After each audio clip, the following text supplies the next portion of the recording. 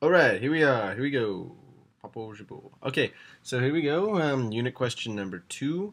This is gonna go good. This is my second attempt at making a video. I've got coffee this time instead of water, so that's probably a bad thing, but it's gonna be more fun. All right, so let's take a look at unit question number 2, shall we? All right, let's tabby tab. Whoop, passed it. No, I didn't. Okay, here we go. Unit question number 2. Who were the winners and who were the losers in the Great War for Empire? The Empire Strikes Back. Dun dun dun. No, seriously. I.e. the French and Indian War. And hint: go beyond the surface, avoid the obvious. So if I just said, this guy won and this guy lost, that's it, and then I'd be done, and I would fail. Okay, that knowledge. Let's continue. Okay, so now let's get down to the nitty gritty. Actually, no. Let's start with the basics. So, first off, French and Indian War, 7 Years' War, some people call it. Well, that's kind of like a section of it. Anyway, let's talk about winners and losers. France lost. Great Britain, won. Woohoo! A number of Indian tribes also lost and won.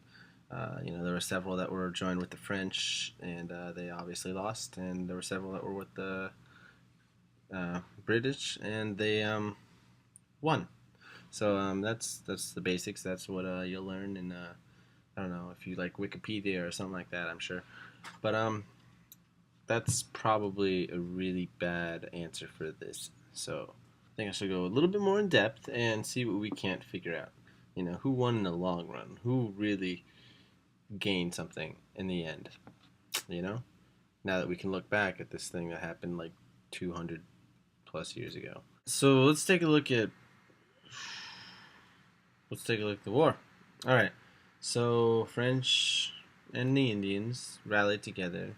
Not all the Indians, just a few tribes, to take on the colonies, British colonies as they were back then. And Britain steps in. Great Britain. I gotta protect my colony.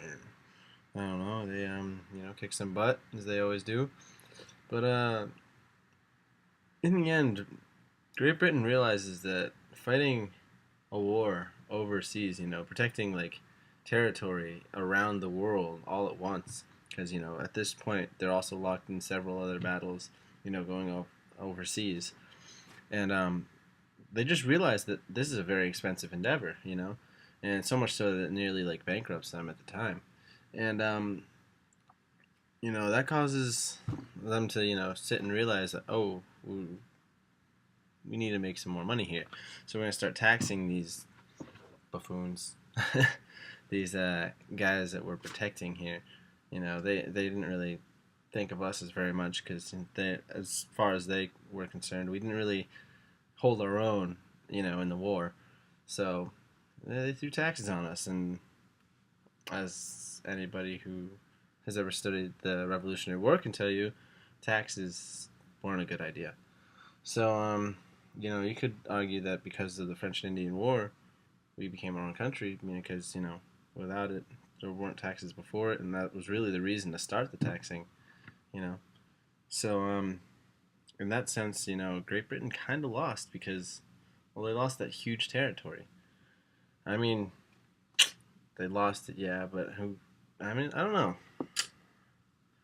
Sure, Great Britain lost this huge territory and, lost America, but they didn't really lose much, really. Because, we were more a pain in the neck to them than anything else. They weren't making good money off of us because every time they threw taxes at us, we threw their tea in the harbor or, did some kind of protest and ended up getting it removed. So, to say that, we were a good source of revenue is kind of cruddy. And at least better than post-war, or post-revolutionary war, rather. Because, sure, there was trading with us and stuff, but that trading continued on, after the Revolutionary War as well. So it's not like they were losing a source of revenue there, So, in that sense, they really didn't lose too much by losing us. But that's now getting, I guess, into the Revolutionary War, but I don't know if I'm getting ahead of myself or not. I don't know. I'm hesitant to say that Great Britain really lost. I can see the argument for it that, yeah, they, lost the colonies because of it and stuff. But no, I mean, sure they had a lot of debt from it, which stunk, but they got out of it, and that's what war is going to do. Every war is going to create debt, pretty much. No, Great Britain, I don't think they lost. I'm sorry, they won. And if anything, they double won because they got rid of us off their back after a little bit. And personally, I think secretly they kind of wanted that because, I mean, there's really no reason we should have won our American Revolution, Um, honestly, I don't really see why they fought it too much. They should have just been like, whatever, go. Maybe they could have done some cool treaty where they're like, oh, give us $1,000,000 and then you could be your own country. I don't know. I would have tried something like that if I was me. But maybe it's, that whole pride thing, I guess. Like, oh, our country's leaving us. Or, not a country, I guess. Our colonies are leaving us. Our settlements, they're abandoning us. That's, so you got to show power and put your foot down. But, I don't know. In the end, it doesn't really matter. So, yeah, there's that.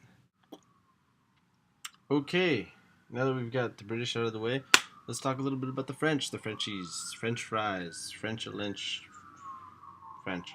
Okay, so the French, they lost. Yeah, they lost.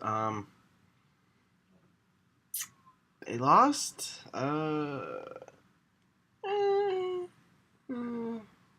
They lost. I mean, I don't know. The French lost. They lost a bunch of their land. They lost Canada. Whoop-de-doo. It's not really lost.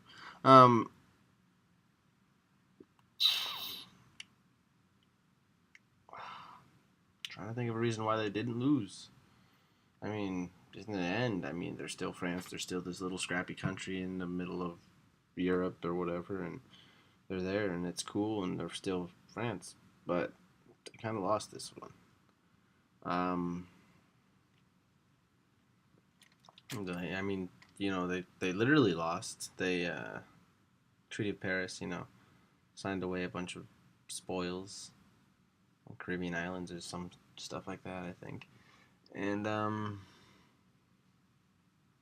they lost. Yeah, I mean, they still had they got a bunch of land over in Louisiana Purchase. We'll learn about that in a little bit.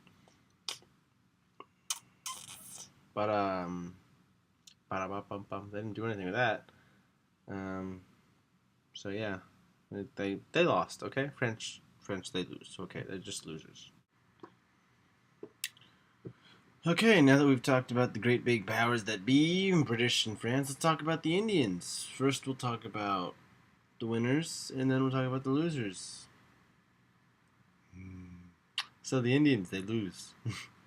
They lose. They all lose. Every single one of them lose. There's winners, but they lose. Yeah. So there's these Indians that go with the French and Indians that go with the British, and they collide. Battle stuff. But in the end, Britain wins. And so these Indians with Britain win, and these Indians with French lose.